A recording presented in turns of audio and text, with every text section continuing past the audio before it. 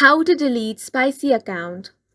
Hi guys, welcome to our channel. Let's begin. In this video, I will guide you step by step on how you can delete your spicy account. For this, you want to open the spicy app on your device. Once you have opened this application and you want to delete or close the spicy account for some reason, then all you have to do is follow these simple steps. Step 1 is to tap on the profile icon at the bottom right corner of your screen. Your profile is going to appear from here. Now you want to tap on the gear icon at the top right corner of your screen. Once you tap on this option, settings will appear. Here you have different options such as account, notifications, privacy, help, info, and terms.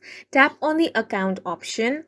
Again, a bunch of options will appear. Tap on the option of delete account, which is the last option that you can see. Once you tap on the delete account option, here it says that this cannot be undone. Your data will be deleted permanently.